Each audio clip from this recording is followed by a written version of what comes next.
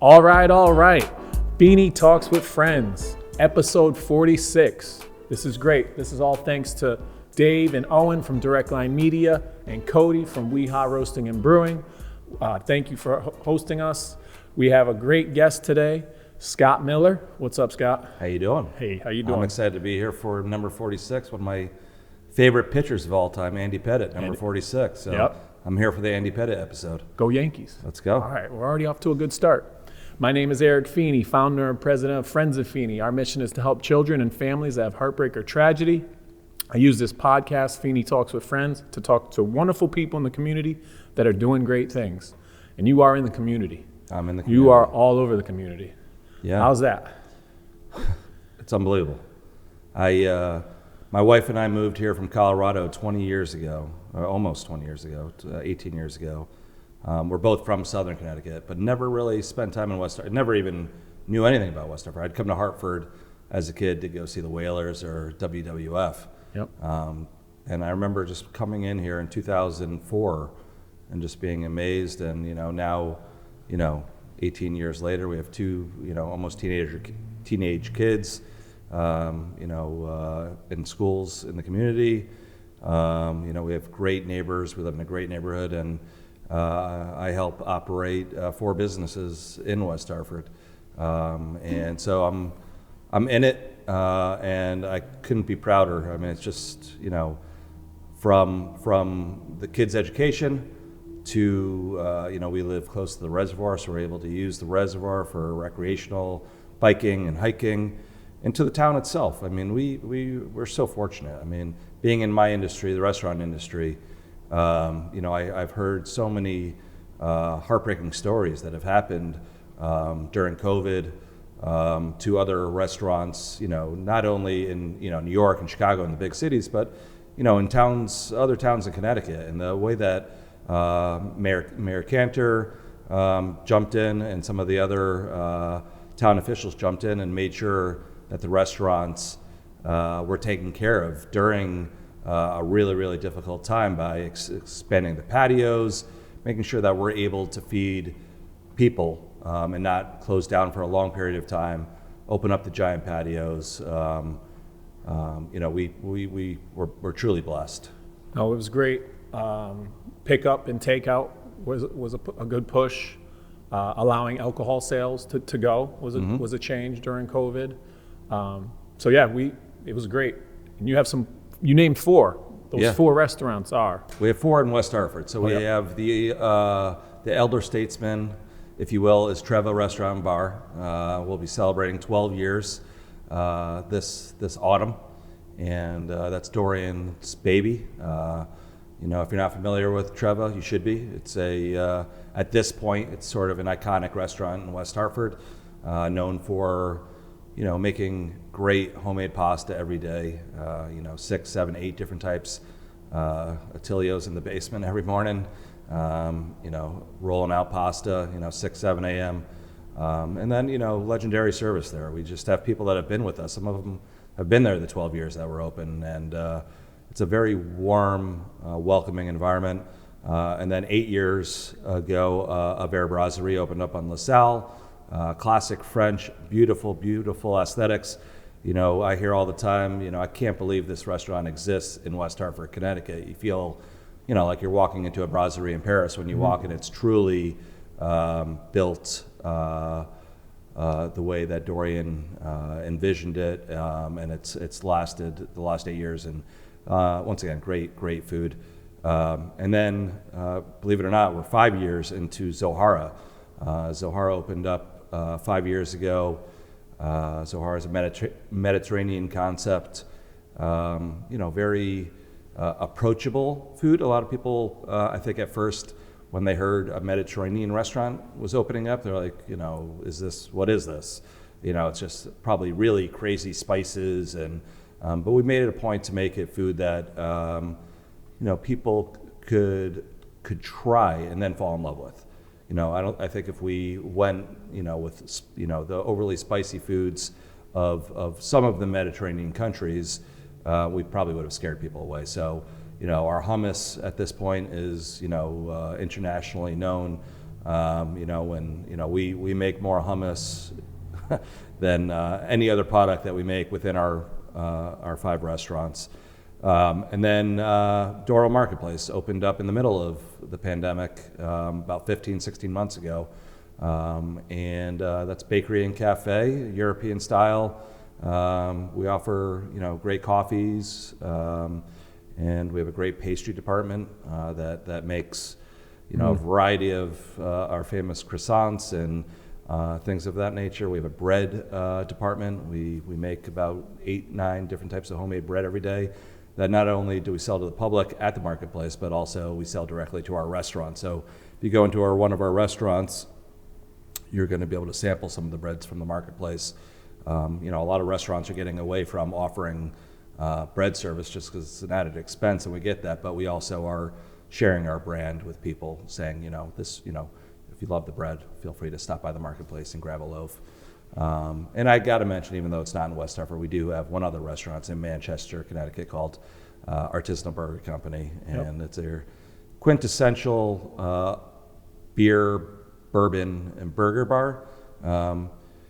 But throughout our company, we share a philosophy, and that's buy great. Buy the best ingredients and let it speak for itself.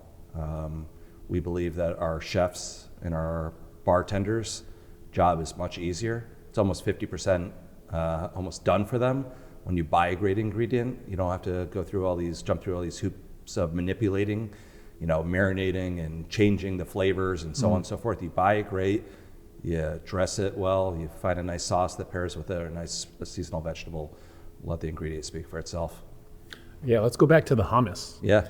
Love the hummus. Is it made in Zohara and distributed to Doro, or is it? It is. Okay. Yeah. So we buy thousands of pounds of chickpeas, dry chickpeas. We soak them for 2 days. We cook them. We remove all the skins, and then we use a tahina, which is a sesame paste. We buy exclusively from a company in Philadelphia called Soom, S-O-O-M, and it is just an unbelievable story, first of all, which I'm not going to get into, but if you want to check them out, you can go to their website.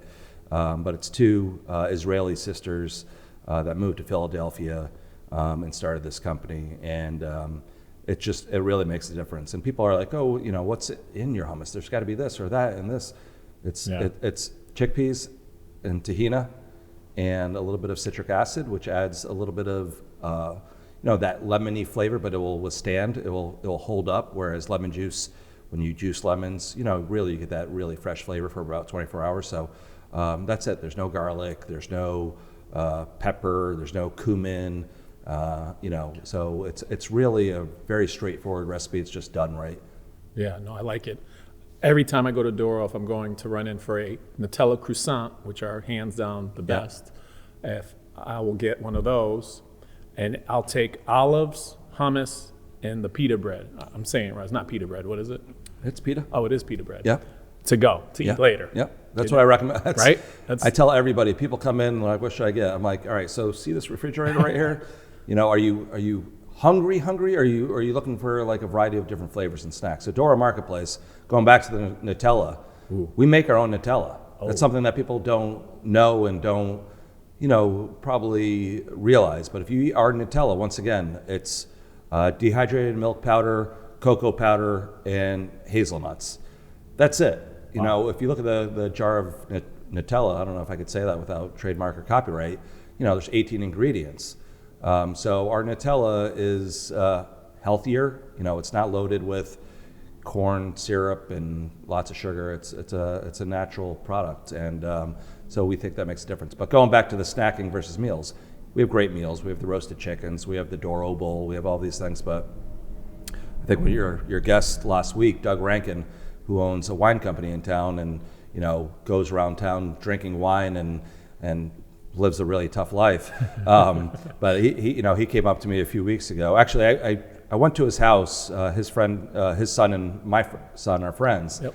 And I dropped him off a baguette, olives, a piece of Melville cheese, which is a cheese made in Mystic, Connecticut, and hummus.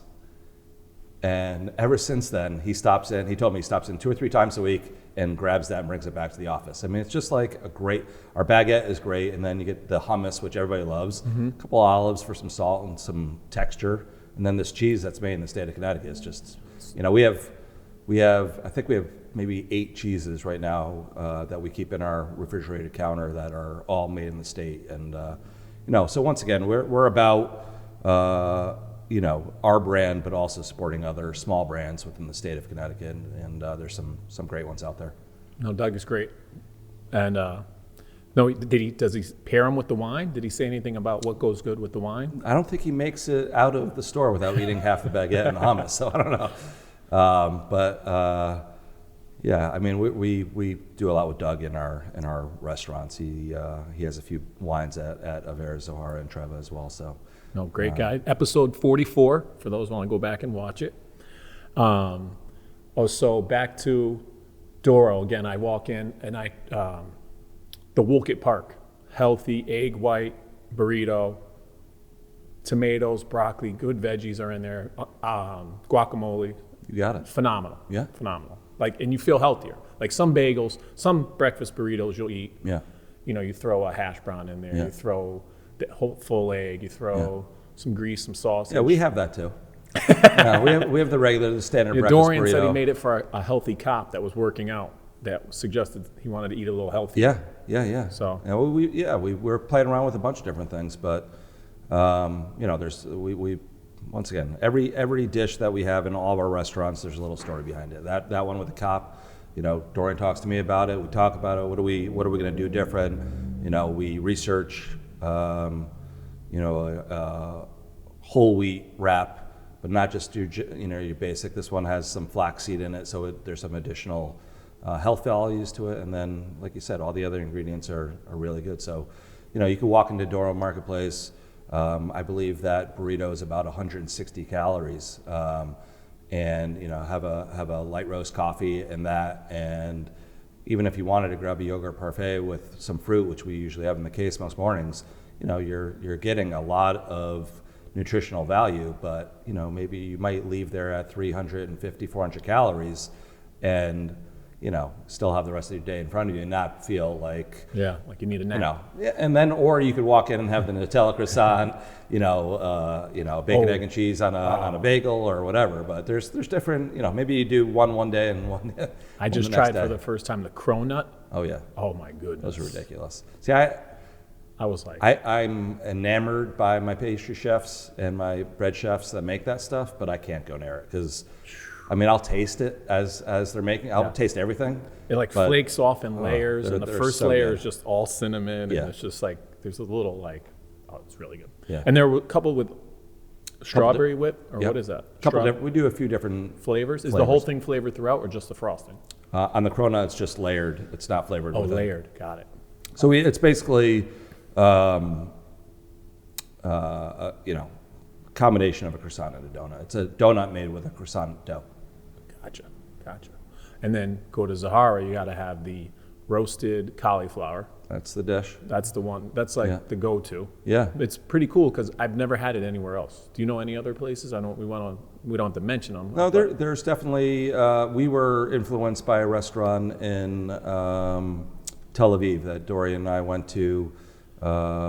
Maybe a year before we opened up Zohara. So we traveled a lot before we opened Zohara, and really looked at what we were bringing back to West Hartford with that concept. He's from Albania, which there are some common ingredients, and being in West Hartford, we felt like Jewish people would relate to an Israeli sort of concept. So we put those two kind of thought processes together, spent some time in Morocco and Israel, and came back with the flavors for that restaurant. Yeah. And the cauliflower since day one has been, somebody told me it's like the most Instagrammable dish in Connecticut. Come on, that's awesome. Yeah.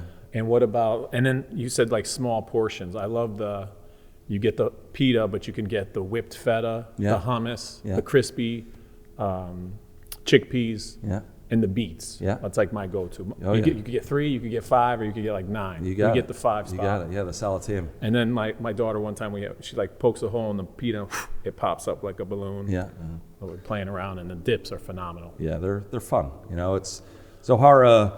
You know, the name Zohara is it means of light or splendor, and you know, we look at that and we say of light. You know, a lot of people take themselves, especially I think in my industry, too seriously, and restaurants get a little stuffy. And when we opened Zohara, you know, and we knew that we were getting that big patio in the front, and we did all the windows in the front that opened up to the street.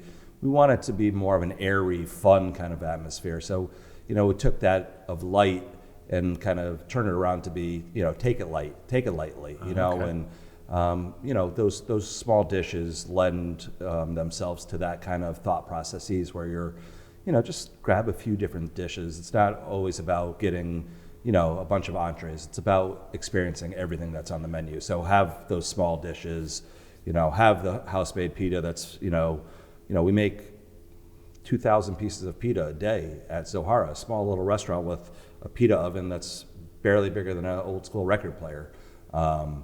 And we make that hummus, and that's, you know, what it's about. But then there's tons of different flavors that, you know, you could go into the kebabs, you go into the lamb ribs, the duck wings, the shakshuka. You know, there's plenty of other dishes that I love the open kitchen area, so you can watch them. Yeah. Is that extra pressure on the cooks? I think at first when cooks join us, it's a little bit of added pressure. But as I tell them, you know, be proud of what you're doing. You know, you're performing. You're on stage here. Yeah. You know, it's not. There's nothing. There are seats right there. There's seats right there. You're on stage. There's nothing to hide. And we have, like, you know, that's the most important thing. We're transparent as a restaurant company. We have nothing to hide. Guests ask us, where did we get this? Why do we buy this? We're open and we're willing to share. But yeah, with the cooks on that line, you know, we're not opening up frozen bags of anything. We're not, you know, taking a jar of something and opening it up and using it. It's a scratch kitchen. We're very proud of the ingredients that we have in that restaurant, and therefore there's nothing to hide. We want the guests to see and experience it, right? And what's with the plaid and the shell-toe Adidas? Shell-toed Adidas. Yeah, everyone has shell-toe Adidas. Everybody, it's part of the uniform. I meant to ask. Yeah. Well, I'm a big Run DMC fan. Okay. Right. So Run DMC. Adidas. You got it. So yeah, Crush Groove, Run DMC. Just thought it was a good look. And when Dory and I were talking about the uniform, we're just like, I don't know. I feel like we saw them somewhere together. I don't really remember the story, but we were just like, let's go with it. And, great look. I love it. It's a good look. It Yeah, pops. jeans. It shows. And a nice shirt. And yeah, it's, you know what? Uniform is important, right? I mean, whether you're a mailman or, you know, a cook at a restaurant or a server, bartender, you know, I think that uniformity shows professionalism in certain ways and maturity and things of that nature. I think that we were talking earlier about Little League Baseball for a second. You know, I think that when those kids put on those uniforms for the first time, it's sort of like, okay, like I'm more than just a little kid. I'm a member of a member of a team. I'm a member of something. Yep. You're a part of something. And you know, we're all about that within our group. You know, we have you know 5 different concepts, and they all have different uniforms, but there is a uniform, and they stick with it. And you know, what are some uniforms at the other spots? Treva and Avert and Doro. Doro, you're wearing it. Yeah. So the Nourish to Flourish shirt with the Doro Marketplace on the back, and we have nice little aprons for them. Zohara, we do seasonality at actually all 3 of our West Hartford Center restaurants. So we go with a short sleeve, light blue with a golden star on it for the summer with jeans and a nice little apron and the all stars, and then like you said, the plaid shirt in the winter. And Avert and Treva go solid long sleeve Oxford in the winter with their logos, an A or a T, and then short sleeve polos in the summer. But and then Artisanal Burger Company wears a T-shirt similar to that with logos on it. Very cool. And like I said, yeah, it's part of the business. It's fun.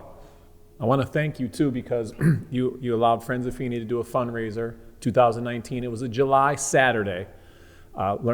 We were learning, rookie move, to do a fundraiser on a Saturday in July, so not the best turnout, but I would like to thank you for those that did show up, had a wonderful time, nice spread. We still had a raffle, so there were a lot of winners, but it was a great time, so thank you for that. Thank you for your support. I appreciate it. It means a lot. You're giving back. You do the farm to food, so you're giving to the community. Yeah, we work with the town of West Hartford for their Westmore Park annual fundraiser, which usually happens at the end of September.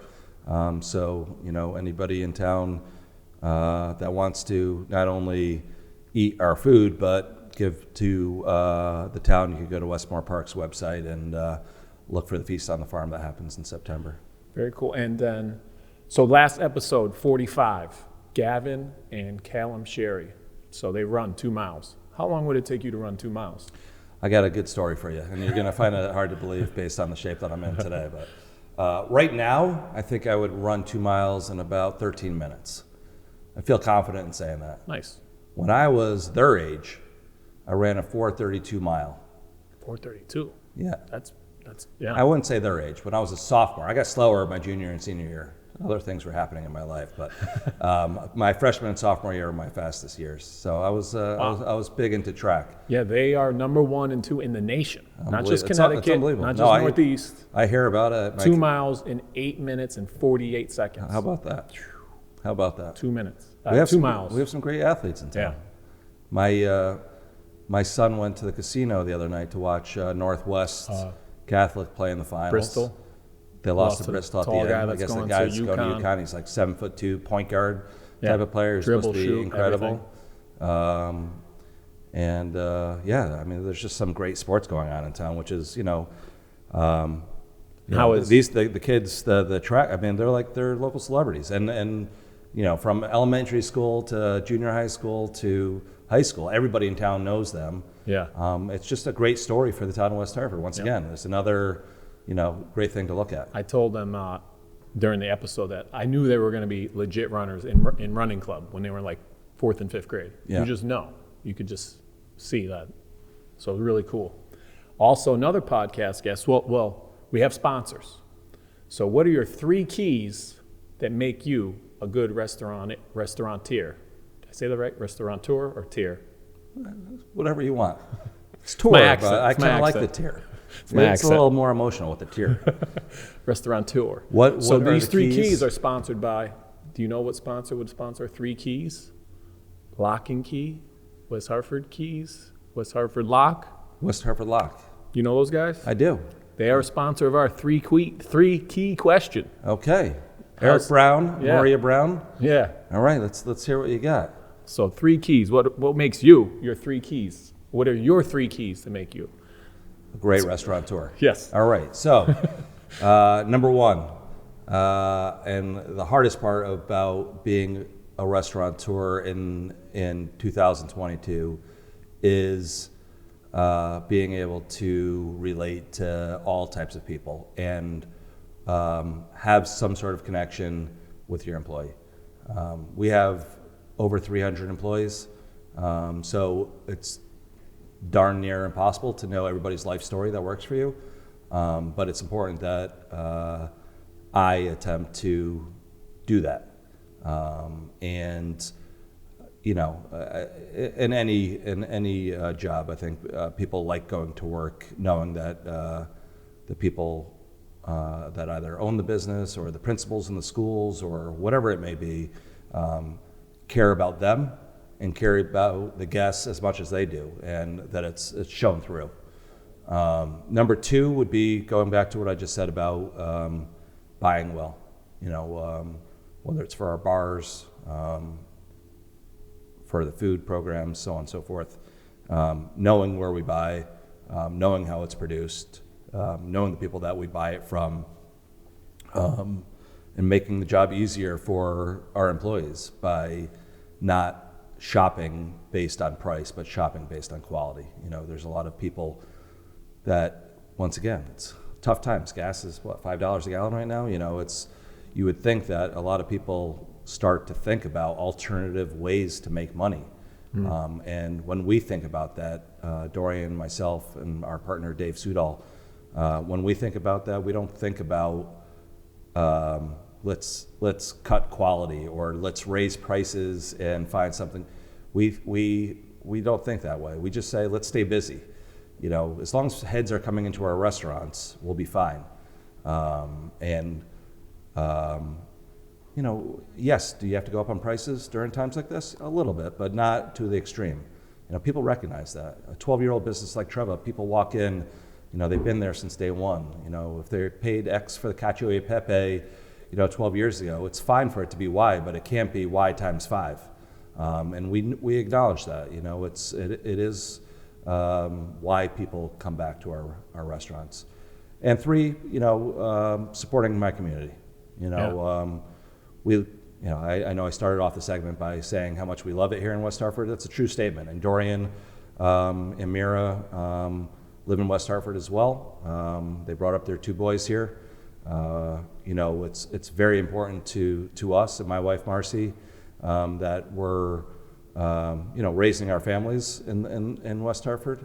But we also have opportunities like this to sit down with you and talk about it and let people understand that, you know, the Doro Restaurant Group is a West Hartford-based company. We're small, you know, we're family-owned, but we love the opportunity to give back to the community as well, whether it be, you know, charity events or, you know, donations to schools or things of that nature, helping out with the gardens at the schools or the farmers markets in front of the schools, whatever we can do to kind of tie together our brand with the community we're all about. So community, going backwards, community, product, and employee relations. Those are the keys to our success. I like it. Great. No, it shows. It really does. So what about do you have a favorite meal or a favorite restaurant? Wow, that's tough. It's a tough question. I know these are all your babies, and it's tough to pick one. Baby. Favorite meal in our restaurants, out of our restaurants right now. Wow, that's really tough. I don't know. I don't think I could honestly give a fair answer because all 5 of my chefs, executive chefs, are hardworking guys, and I don't want to upset anybody. And what was the second question?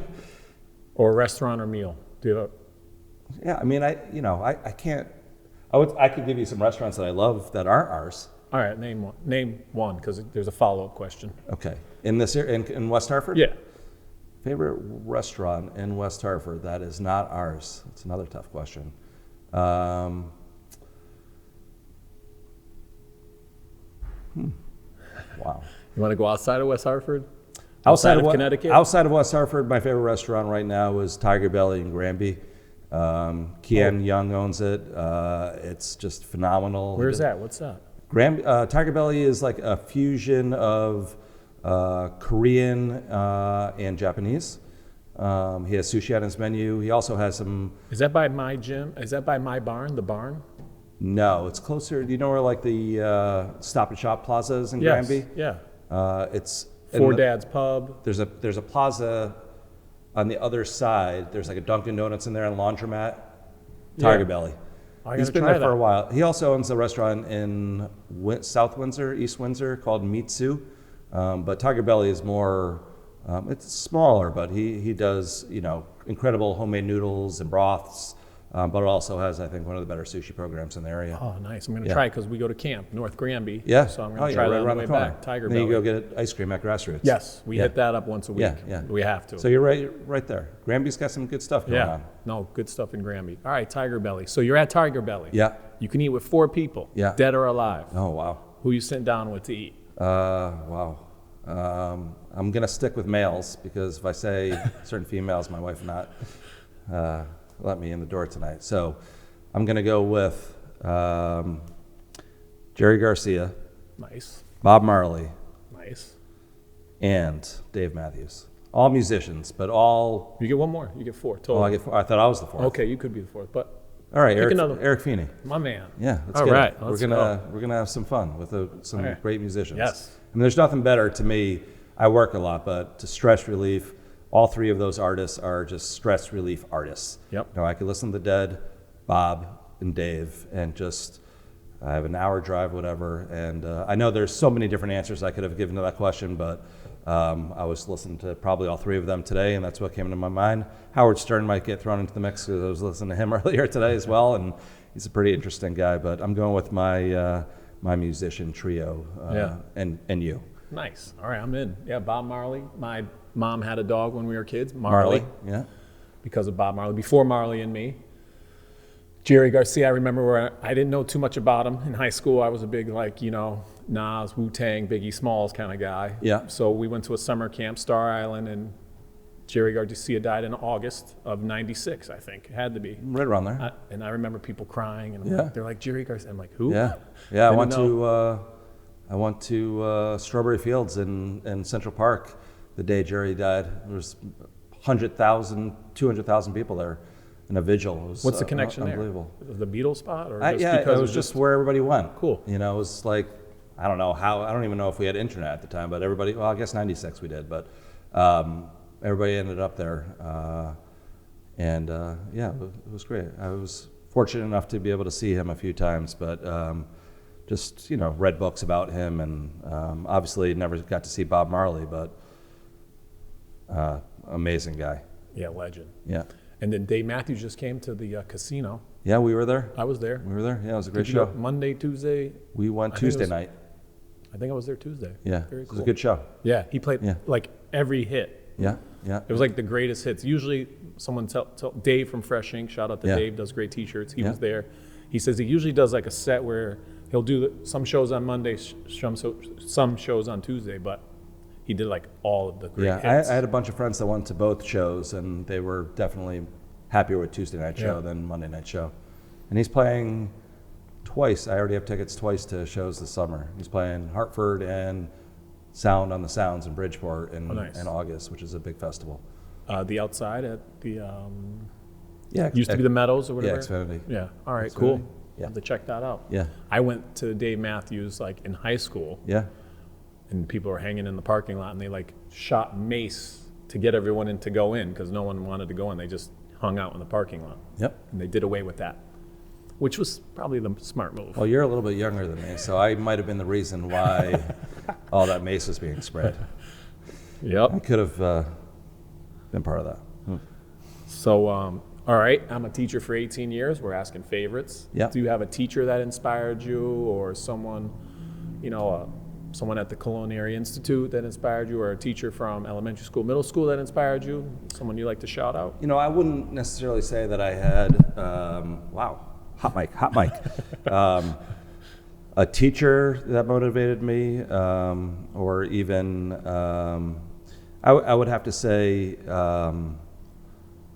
I tell this story often, but it's important to me, is, you know, there's a lot of kids that you know, get towards the end of high school and don't really have an idea of what they're doing.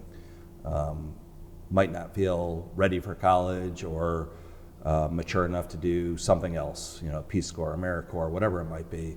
I was one of those kids. I didn't know what I was doing.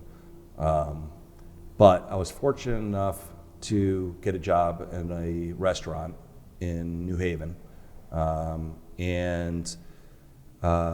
remember after my first week, the last day that I was working there was either a Saturday or a Sunday, one of the owners of the restaurant looked at me and said, "Great job this week." And I was sold. From there on, that was it. Because of the fact that, you know, when you're not a straight A student in high school, you don't get that much positive reinforcement. Mm-hmm. And at home, I didn't get much positive reinforcement because I wasn't a straight A student. I was good at other things. I was running a 432 mile. Yeah. But I wasn't a great student. So when I heard "great job," it really made me want to continue doing what I was doing, which was learning the restaurant business. So I think it's really important, going back to you know, acknowledging your employees, that, you know, you look them in the eye every now and then and you say you're doing a great job, or That positive feedback is important. Yeah. That instant gratification. I'm, you know, in my 18th year, I'll still get a post-it note from the principal. Hey, thanks for doing this, or I enjoy the way you care for your students, or something small. Yeah. And you're like, oh, someone noticed. It's hard, you know. I mean, I talk the talk, and I'm saying this right now, and every day, like right now, I'm thinking to myself, did I do enough today? You know what I mean? And that's the challenge, is like making sure that it's fresh in your head and that you are acknowledging people that are going above and beyond for you, because it makes a world of difference. The small moments definitely matter. And then I do that as a teacher. A kid hands me a piece, their writing, if it's great, or their piece of art, I'll let them know exactly what I like about it and really hope to push them to enjoy. Maybe they'll go on to be an artist. Maybe they'll go on to be an author. You know, I wasn't a lawyer or an engineer or an astronaut, but maybe I can form or build or create future astronauts, lawyers, and engineers. So it's really good. That small moment and interaction is key. That's cool. You got to do that every once in a while. All right, so we got some crazy questions. We got another sponsor. So we got the keys to make you, 4-time. I want to think of someone else as a 4-time champ. Like a 4-peat. Like Dave Winfield got drafted out of college for 4 sports. Yeah. The Lakers 3-peated. The Bulls 3-peated. Who's like a 4-time? 4-time. Like Ric Flair, maybe won 4 heavyweight champions. Oh, yeah, you mentioned wrestling too. How's your wrestling game? You know wrestling? I know pre-2000 wrestling. What about the guy that just passed away? The guy that just passed away was Scott Hall, also known as Razor Ramon. My man. Watch the Doug Rankin video. Yeah? I pay tribute to Razor Ramon? to A Chico. Oh, yeah. Machismo. Oozing machismo. I could, once again, I could picture the first time he showed up on WW. Might have been F at the time, or it might have been E. I don't know. Yeah. He was driving a 68 Pinto convertible, and he pulls up, and the camera's on him, and they're like, who are you? And he's just sitting there with that grease back hair and the toothpick in his mouth, and he just starts spitting game. And he was. It was my favorite. He was good. My brother's favorite. So I had. That was your favorite? Yeah. So he died the day before his meeting with Doug, and I was like, you know what? I've never done anything like this on the podcast. I look at the camera. I had a toothpick. Yeah. Flicked it at the camera, and Doug's laughing, Dave's laughing, and I was like, felt like I had to do it. Scott Hall was your favorite wrestler? Yes. Yeah. Well, Hulk Hogan, I grew up and he hooked me. Yeah. Hogan. But then when he joined NWO and those guys joined him, or that was also cool too. So that's almost how I met my wife. Southern Connecticut. So you went there too. Yeah, I did. That's where I met my wife. Yeah. Brownell Hall. We were Monday Night Wars, Nitro and WWE Raw. Yeah. We're going on, so we had to flick back and forth, and then the girls were watching it. So could I tell you what I was doing on Monday nights at Brownell Hall? It's probably, the age difference is about 5 years, somewhere around there, I would guess. We had a bunch of girlfriends, not necessarily girlfriends, but girlfriends. Monday night was 90210 followed by Melrose Place. So we would have drinking games based on, if Dylan said this or if... That's fun. That's cool. So that's probably, mid to late 90s. And that's when I stopped watching wrestling. I was a big 80s, 90s guy. Jimmy Superfly Snuka was my favorite. Rest in peace, Snuka.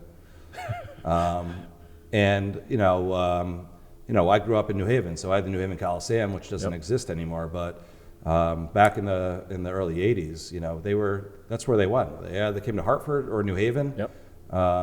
I don't even remember where else they went, but I mean, Madison Square Garden. I think they showed it on a screen in the Palace Theater. They showed it on a screen pay-per-view. I remember my Uncle Joel would get the box. You'd go down to the Comcast, get a $50 box, pay the $50. Get the pay-per-view, and you had to return the box. My father knew a guy. Oh, you know the guy. He knew a guy, so we got them all for free. Yep. But I was at some of the most incredible matches. Like I saw a picture the other day on Facebook of Jimmy Snuka standing on Andre the Giant's shoulders. I was at that match. It was in New Haven Coliseum, I would guess 1984. Nice. And they slammed Ken Patera, at the time the world's strongest man, on top of Big John Studd. Andre slammed them both, stacked them on top of each other, went to the corner, and Snuka splashed on top of them, got off, and then Andre pinned them both. It was just like a magical moment that I'll never forget. Right, but, one of those moments. Oh yeah, I mean, wrestling was a big part of of my life in the 80s. It's fun. Drama, entertainment, Yeah. the heel, the baby face. Yeah. It's really good stuff. All right, so the next sponsor, Donut Crazy. Irene, my neighbor. Really? Yeah. Oh yeah. She's our neighbor at Zohara. Definitely. Yeah. I met your cook, short guy, tatted forearms. Lou? Lou. Yeah. I met Lou. I was in there He's our talking chef. with Irene. He comes around Yeah. like, I don't know, snuck in the back door Yeah. to get a coffee or Yeah. something or chit chat. And I'm like, hey, what's up? He's like, hey, Eric Feeney, Lou. I'm like, Scott's coming on the podcast. Lou. Big Lou. Good. He's a great guy. He is. Irene is wonderful. Episode 10. Sponsored. We had our greatest event. One of a fundraiser. I remember I was. Yeah, you were there, right there. And then we hung out. The crowds were coming in. Irene and I and Caesar went to your spot after, so it was cool. Great. But great connection, great collaboration. These are crazy questions sponsored by Donut Crazy, written by kids. Are you ready? I am ready. So go see Donut Crazy right next door to Zohara on Farmington Avenue. They're 1034? What are you? Are they We're 991. They're 990. 4 maybe then. I feel like there's a 4. 994. We're going with that. They're my sponsors, Farmington Ave, I should know. All right. What's your favorite dish? A lot of how old are you? I'm going to go with just a basic answer of sushi. Nice. How old am I? Yep. I'm 46 years old. 46. All right, yeah. 3-year difference then. We're getting closer. Next year, we're going to do this, and we're going to be 2 years apart. Do you like softball? You know what? My wife was a unbelievable high school softball player, pitcher. Nice. And one of our first dates, we went to the parking lot of where we were working, and she told me that she could throw a pretty fast softball, and I didn't believe her. And she, wound up and threw it in there. It was very impressive. So I like softball. Did you meet her in New Haven? I actually met her in Fairfield. And another softball fact of Scott Miller's life is my father, Steve Miller, just retired about 5 years ago from playing softball.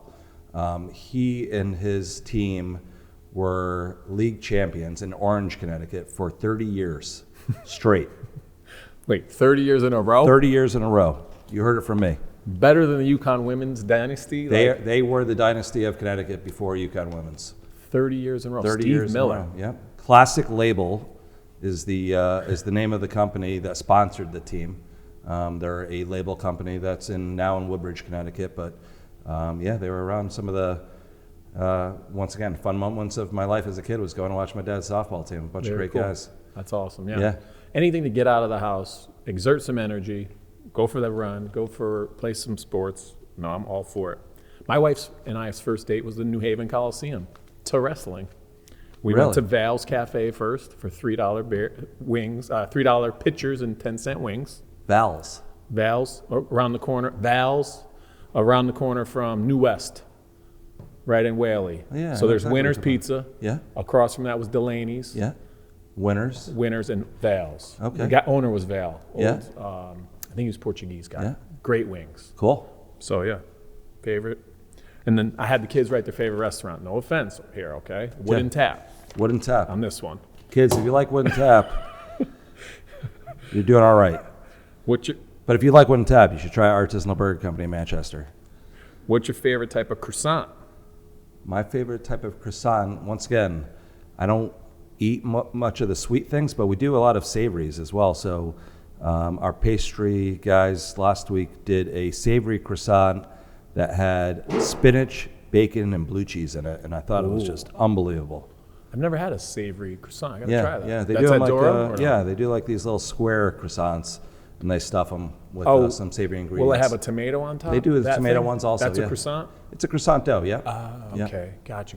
Yeah, It's just the dough, not the roll. correct. All right, good. See, I'm learning something new. Yep. Would you rather cook at Hibachi or McDonald's? Hibachi, no doubt. And I'm waiting for a new style restaurant to open up that's like hibachi. So you sit down at the table, and the cart comes to the table with the chef, but it's not Japanese food. Something completely different. Whatever you want. I think that's going to happen in the near future. So this person's favorite croissant is the Nutella croissant, and their favorite restaurant is hibachi. All right. That's a good idea. You'd come to, would they make pizza in front of you? I Or don't know. I don't know if they would make pizza because it's not necessarily an oven, although you could griddle a pizza, but I'm thinking just other kinds of food. Would you rather quit your job and be the president or not quit your job?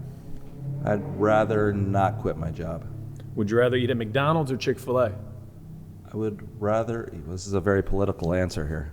I would eat at Chick-fil-A because my friend Ken and Darrell run Chick-fil-A in town. They're both great people, and I don't really know the people that run McDonald's. So Darrell is a future guest. Darrell, you're coming on soon.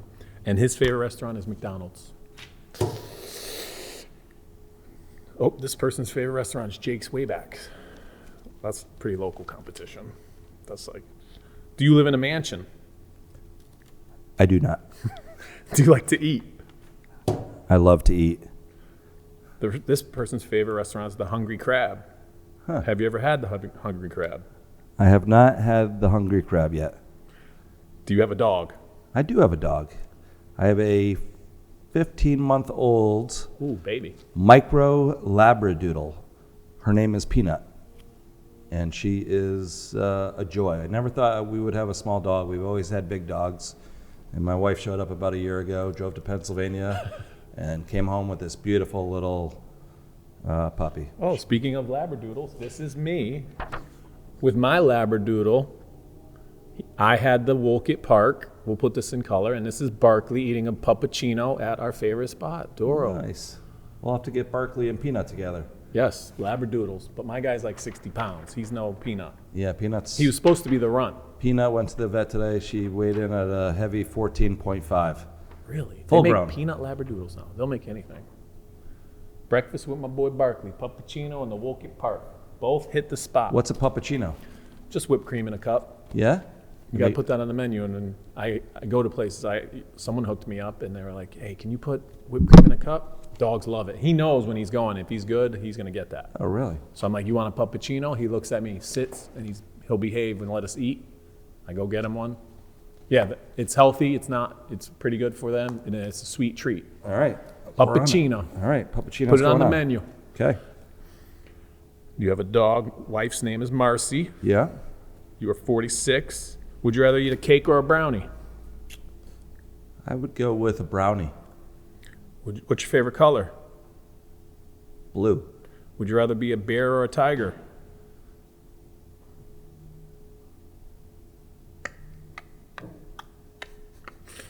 I think I'm going to go with the tiger. Yeah. What's the tiger spot called in Granby? Tiger belly. All That's right. why. That's Tiger probably belly. why I thought of it. Tiger belly. What's your favorite dessert? Buffalo wings. We got another. Great answer. We got another hibachi vote. I think you're onto something with hibachi. What's your favorite animal? I would probably just go with dogs. Nice. Yeah. Oh, this is Matilda, neighbor. Becky, mom, Becky, Barron. They're up in your hood. Okay. Their favorite restaurant, their favorite breakfast spot is Doro. If you quit, Way to go, Matilda. do you ever eat the food? I eat the food all day, every day. Today, let's see. I was at Treva this morning, and I tried a little porchetta that they were making. Then I went to Avert, and I tried a little pate that they were making. Then I went to Zohara, and I tried some of the harissa chicken. Then I went to Doro Marketplace, and they were making a new pizza, a new flatbread, so I tried that. I have not been to ABC yet today, but maybe I'll stop later. Man, and if I go there, I'll probably eat a few fries.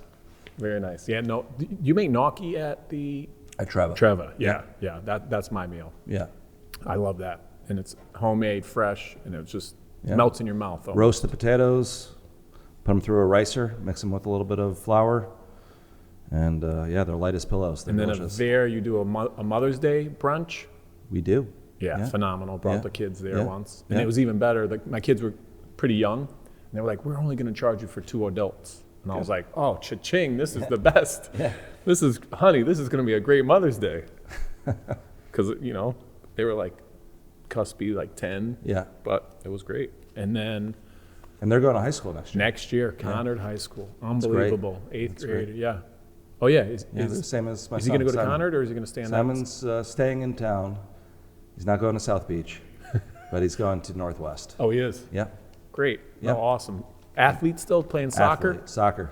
Yeah. He was quite the athlete in 3rd grade. He's one of the guys I know. He's going to go on to do great things in soccer. Let's hope so. I called that in 3rd grade, He too. might not want to play soccer anymore. He's like going through this dilemma that he started in kindergarten, and now he's going into high school, and he's like, I might be burnt out from Runner? soccer.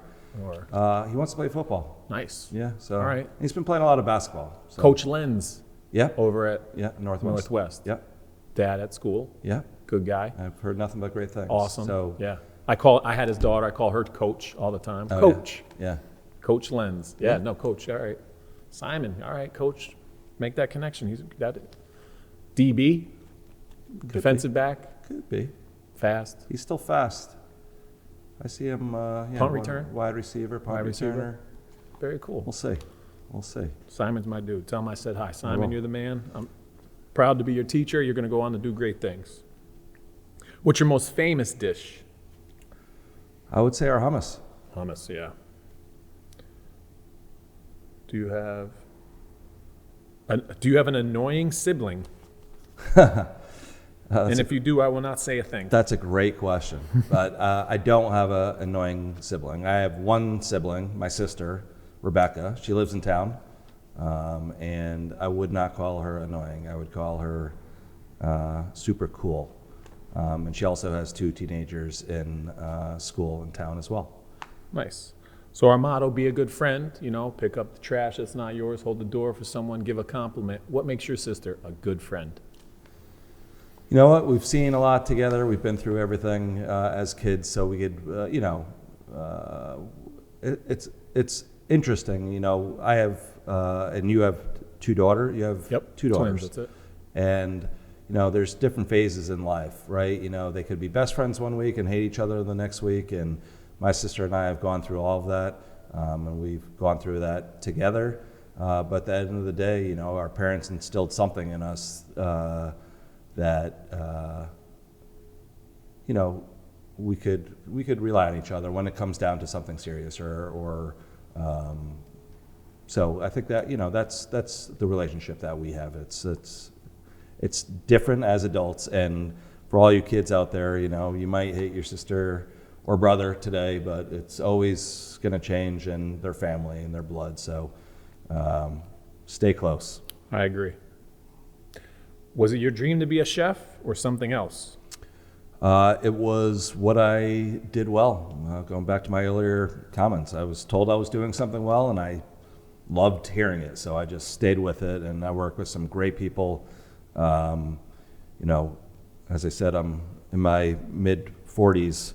I'm going back to when I was 15 or 16 when I started in that Italian restaurant. So it's been 30 years of doing this, and I wouldn't change anything about my career. I love food. I love restaurants. I love the hospitality industry, and that's what truly it is just, seeing somebody come into the restaurants, really just take care of them, and,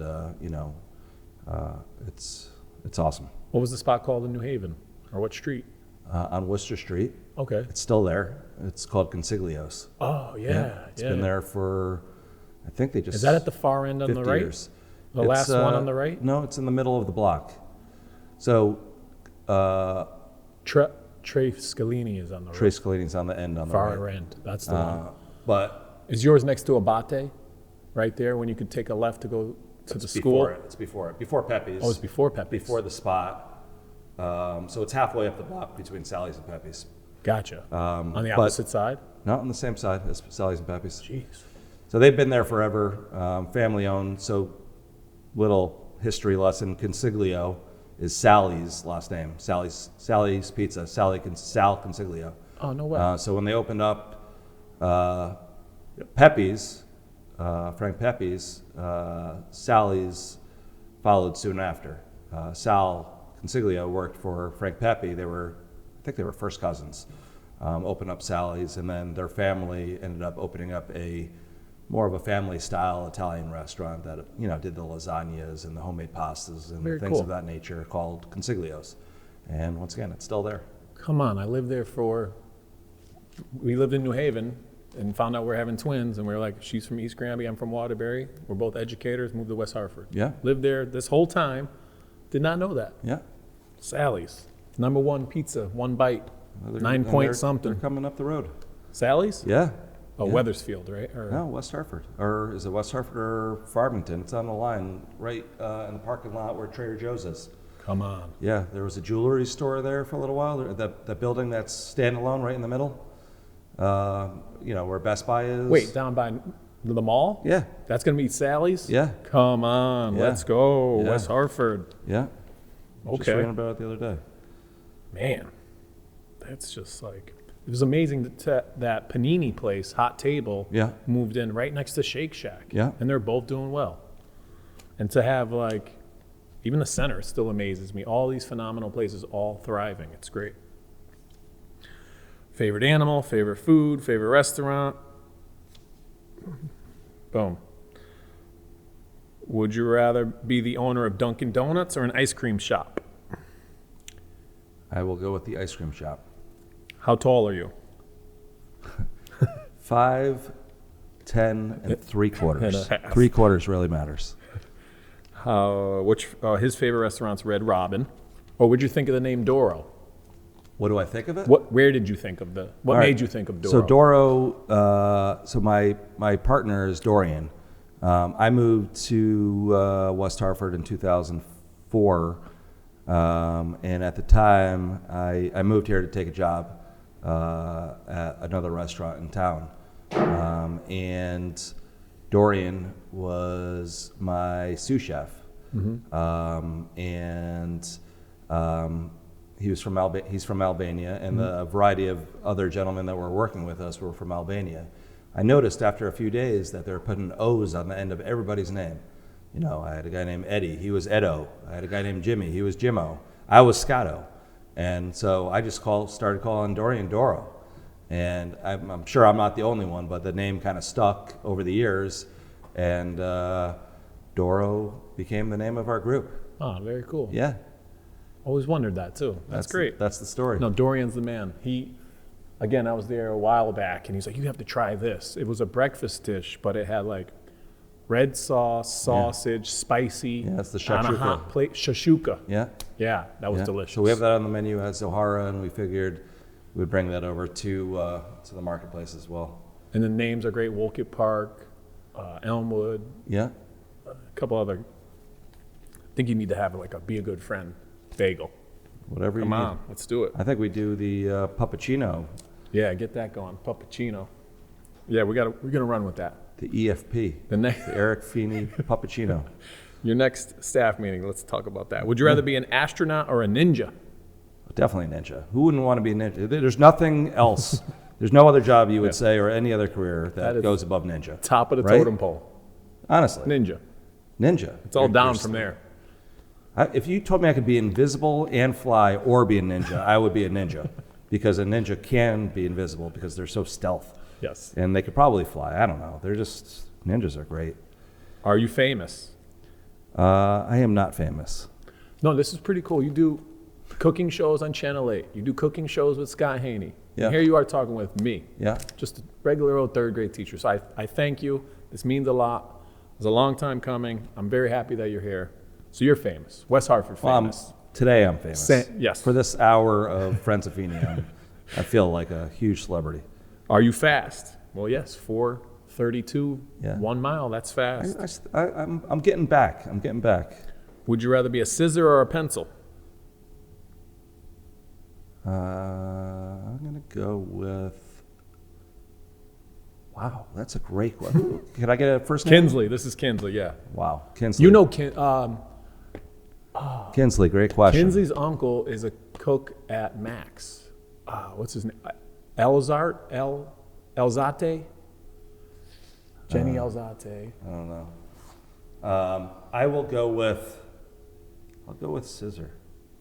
Kinsley has some good questions. And he watches the show. They set up while his dad, Mike, is cooking.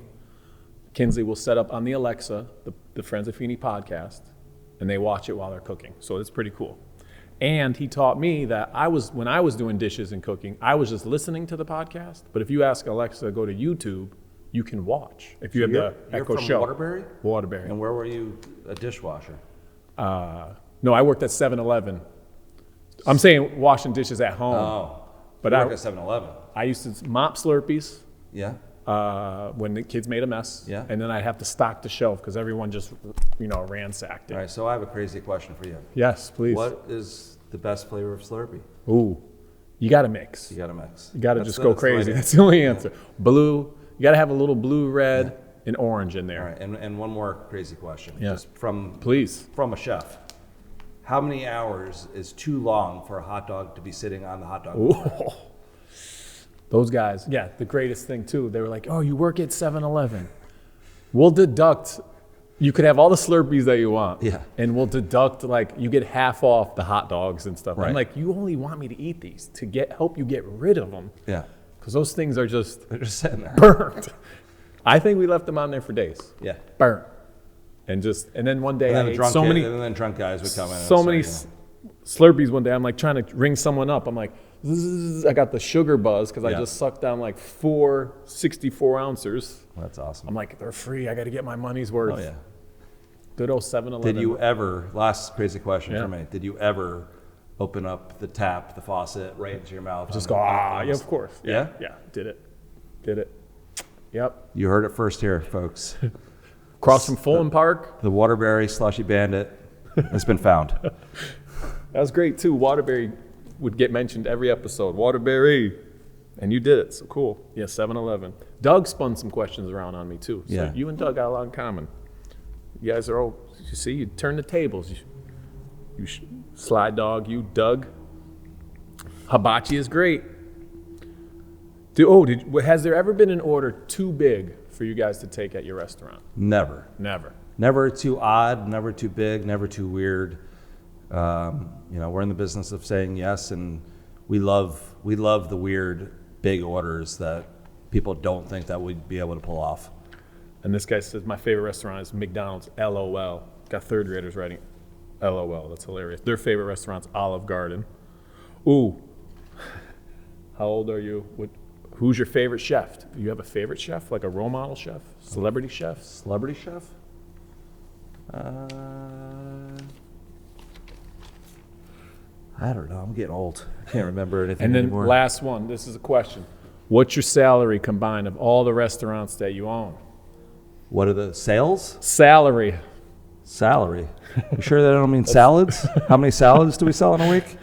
All right. Speaking of, you did orders. Do another game. There's a Matt Dix storytelling game. First, last, best, worst. Can you think of a crazy order? Your first order, your last order, your best order, or some? You mentioned orders not being too big or too odd. Yeah. We want to hear some odd orders or requests. Odd orders. Well, you would want to talk to our chef at Treva, Alejandro, because that place, once again, being there 12 years and having the philosophy of never saying no, people come in and just ask for the most random things and, just combinations that you would never think would go together. But we do it. And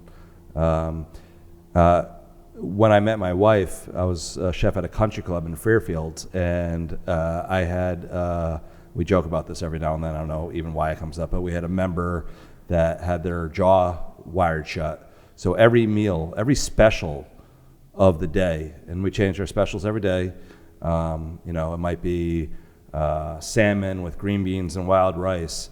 I would have to individually puree that item and put it onto the plate. So I would have a plate with a pile of pink, a pile of green, and a pile of light brown, and she would serve it, and the person would suck it up through a straw.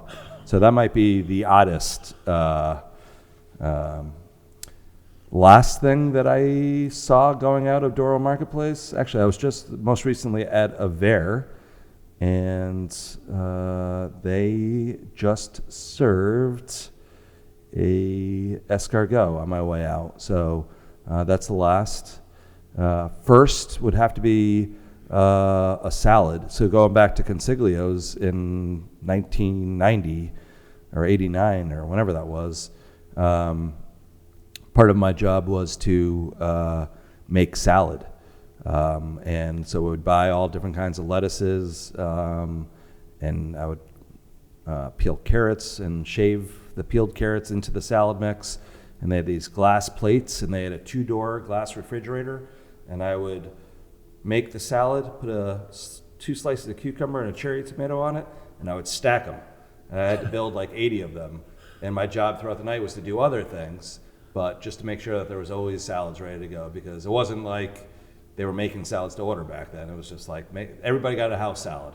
When you sat down, everybody got the salad. I had to have like 4 trays of the little ramekins with the different dressings, but that was probably the first thing that I made. Yep. I went through the last thing I made, the oddest thing that I made, and favorite thing that I've ever made.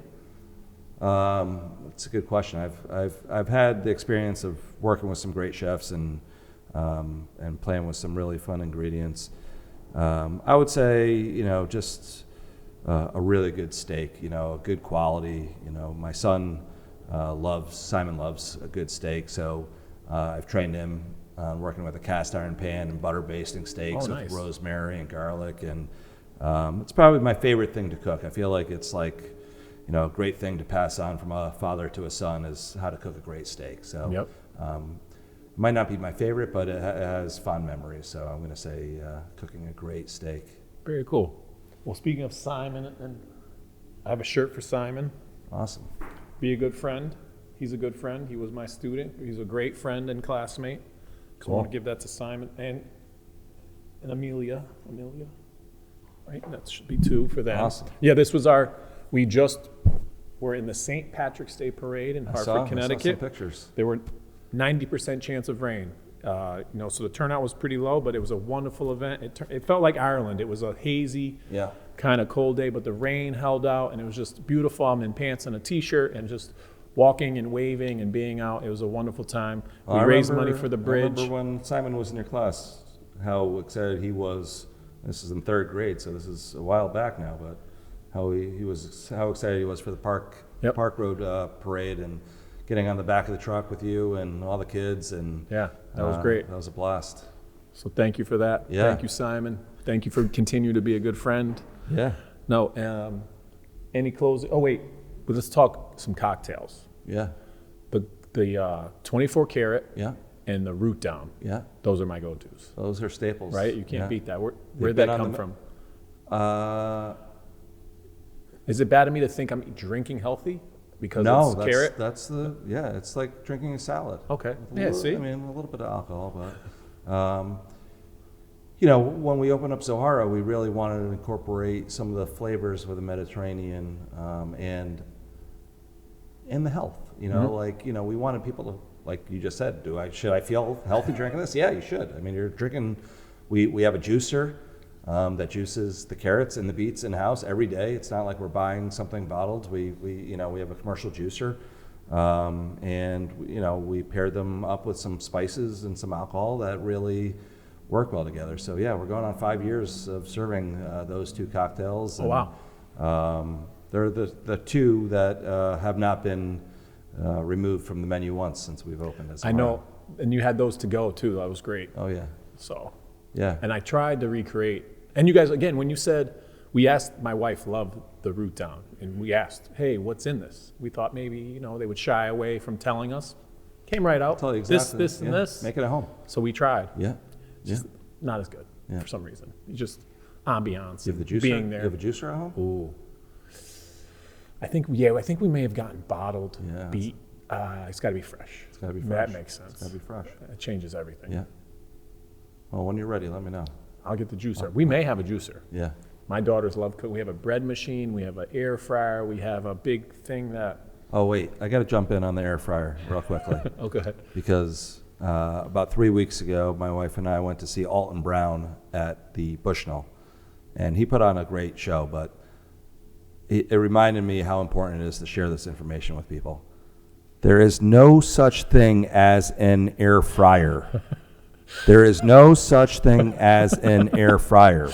It's an oxymoron. It's like little big guy or jumbo shrimp. Okay? There is no such thing. A convection oven is the same thing as what you're calling an air fryer. You need oil to fry. You need fat to fry. End of comment. End of rant. But please, everybody that's out there buying these things to put on your counter, including my mother, and probably my sister, and probably everybody else I know, save your money. You have a convection oven at home. Use it. Or fry the right way with oil. And this concludes his TED Talk. Air fryer, I did it. Oh, all right. They're due for a mistake here or there. Air fryer. That's not a mistake. You're not. You are the majority of the United States right now. I think it's the hottest selling thing in the country right now. I don't know how it got there, but it's. So is it the 2022 version of a George Foreman grill? I think that's a good analogy. Or the 2022 version of the ab roller plus that Suzanne Summers used to do, remember? Yeah. Or whatever that was called. Yep, the ab roller or the wheel. I guess that works. You ever get caught up in those infomercials and buy something? What's the most ridiculous thing that you ever bought? The push-up thing that spins. Oh, yeah? The power push-up. Did it work? Super push-up. You still got to do the push-up. That's the only thing. Yeah, I bought the chin-up bar. I had the chin-up bar in the living room. You ever buy a Chia Pet? Yep. Yeah? Yep. Chia Pet. Didn't get a Pet Rock. I wasn't that. That's my parents' age. Pet Rock. There's a lot of hype. Snuggies are a... Snuggies is like a mix between a blanket and a bathrobe, right? Yep. Never I think I bought my wife a Snuggie. I might go buy one right now.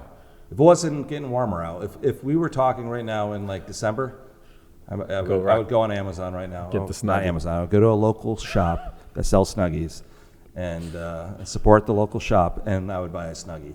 But it's a good idea. I mean, they look phenomenal. Those commercials. Those people were like the most comfortable people in the world. No, and Instagram tricks you. You click on something that you like, it's coming back in your feed like until you buy it. Because the weird part is you don't even have to click on it. You talk like right now. I'm saying Snuggies. Yeah. I'm gonna go on my phone in 5 minutes, and all of a sudden Snuggie. Right. It's the first thing that's gonna pop up. You're like, right? Oh, here's an ad. You get 20% off for a Snuggie. Something in here. You have one of those Big Brother Amazon cameras around here? Yeah. Alexa, buy a Snuggie. Hey, Echo. No, it was wonderful talking with you. And also, episode 2, almost like my son, this kid, I've known him since he was 10. I was his group counselor in New Haven when I went to Southern Connecticut State, across the street from the train station were the Church Street South projects. Yeah. And I worked with 10-year-olds. Every summer, I slept there and stayed over and picked the kids up. We played athletics in the morning. It was LEAP, Leadership, Education, and Partnership. So we did athletics in the morning. We did some tutoring in the afternoon. And we fundraised. We picked up trash. We played sports. We did academics, reading and writing and math. It was great. I'm still in contact with them. And, he came in some tough times. He made some, questionable decisions, but then he was looking for a job. I reached out to you and you gave him a job, almost without asking any follow-up questions. So I thank you so much. That meant a lot to me. I know that meant a lot to Reggie. Learn more about Reggie in episode 2. His nickname is Chicken. I call him Chicken. I don't think he put that on the job application. What's up with that? It's just a name that his mom gave him Chicken. At birth, Chicken. So the group called him Chicken. In my group I had the twins, Bubba, Chicken, and Butter. 10-year-olds. Justin, a couple other kids. I'm still in contact with pretty much my whole group. That's great. And it's just a great relationship, and it was just cool to be there for him. And still to this day, like I said, he's family. He's like a son. And when he needed a job, you looked out. So I can't thank you. Well, that was really cool. That's what we do. And, there's nothing better in my life/career than meeting someone that might be challenged, whether it be mistakes that they made in the past or just not given the right chance. And then working with them, and then, you know, maybe they stay with us for a while or they leave. Or even cooks or dishwashers that I've hired, and I see on food TV now that I worked with them 20 years ago. I hired them as a dishwasher. Like, those moments are you know, yes, so, you know, one of the kids asked, "Are you famous?" I'm not famous, and I'm not that type of person. I don't really enjoy fame, but I enjoy fame of people that I know, especially people that I've sort of had some sort of influence on. That's like just unbelievable to me. And, you know, to hear you say, you know, how much it meant to you and to Reggie, and, you know, that's what it's all, giving back is what it's about, you know, helping people that don't think that, you know, some of them don't think they deserve a chance, or they haven't been given a chance by anyone in the past. So, you know, we thrive on that stuff. So I have a final question. Yep. For you. Please. So the question to me is, you know, how did I become a chef, or why did I become a chef, and why do I like doing what I do? Obviously, you know, you've been doing this you've been helping out kids for 30 years. Yeah. How and why did you decide at such a young age that this is what you're going to do with your life? Yeah. I have a little brother and a little sister, 5 years older than my sister, Liz. She's a nurse practitioner now. My brother works for ceramic coating. What's this place called? But he sells coating. So, big brother. My parents got divorced, and I like to say I took the male role model. Mm-hmm. You know, I still beat up my brother and sister, but I didn't let anyone else beat them up, kind of deal. And just want to be a positive male role model for students or children, and just care for others. I don't know. I've always enjoyed Mr. Rogers. I enjoyed, you know, I had a couple teachers, like you said, you know, that teacher that gave you that compliment, or, you know, Mrs. Jarrell, my 5th grade teacher, pretty much helped form who I am today in more ways than one. Mrs. Jarrell was my 5th grade teacher. She went on to become a principal. So when I got out of school as a teacher, I went and said, "Hey, I need an internship. I'll go teach at Kingsbury School," where I went. Mrs. Jarrell's the principal. She gave me the job. And just working with children and families. And yeah, I worked with Reggie and the group in New Haven. Just, I don't know, caring for others and just wanting to be there and just making sure everyone has a fair shake in life, and just, you know, like you said, you hit it on the head too. Not so much abilities, but opportunities. Not everyone has the same opportunity. So we want to make sure that everyone has a fair opportunity. Great question. You know who else asked that question? Doug Rankin. Wow. Man, you guys are... We're going to go get some olives and hummus, talk about our episodes with you. Awesome. Yeah.